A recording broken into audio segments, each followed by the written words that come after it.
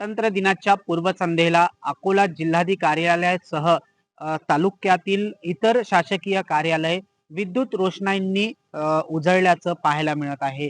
अकोल्याच्या मूर्तिजापूर येथील नगर परिषद कार्यालय असेल अथवा शहर पोलीस स्टेशन कार्यालय विद्युत रोषणाईंनी कशा प्रकारे उजळून निघाल्याचं एक चित्र पाहायला मिळत आहे। तिरंगांच्या रंगांनी सजलेले या इमारती रात्रीच्या अंधारात लक्षवेधी ठरत असून शहरात स्वातंत्र्य दिनाचा उत्साह पाहायला मिळत आहे।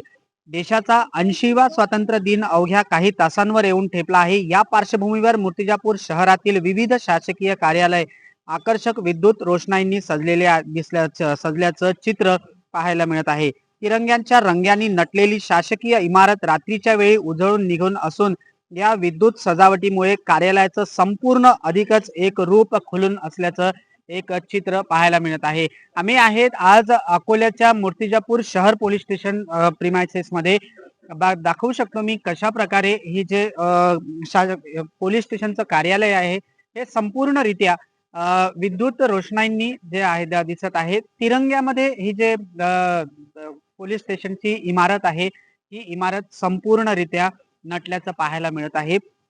80वा स्वातंत्र्य दिन जो आहे हा संपूर्ण भारतामध्ये मोठ्या उत्साहात साजरा केला जात असतानाच संपूर्ण जिल्ह्यामध्ये जे शासकीय कार्यालय आहेत हे शासकीय कार्यालयामध्ये विविध सामाजिक कार्यक्रमांच्या माध्यमातून उपक्रमातून हे साजरे केले जात आहेत। कुठे वृक्षारोपण असेल किंवा तिरंगा सन्मान रॅली असेल अथवा महिलांचा सक्षमीकरणाचा कार्यक्रम असेल अशा विविध कार्यक्रमांसह जे शासकीय इमारती आहेत त्या इमारतींवर आज स्वातंत्र्य दिनाच्या पूर्वसंध्येला एक आकर्षक तिरंग्यांच्या याची एक विद्युत रोषणाई करण्यात आलेली आहे आणि या विद्युत रोषणाईमुळे हे जे कार्यालय आहेत हे तिरंगामय झाल्याचं पाहायला मिळत आहे।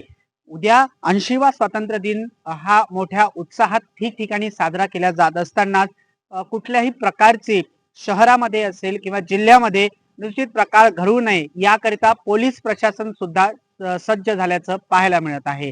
कॅमेरामन श्याम वाळस्कर सह मी प्रतीक कुरेकर, LS मराठी, अकोला।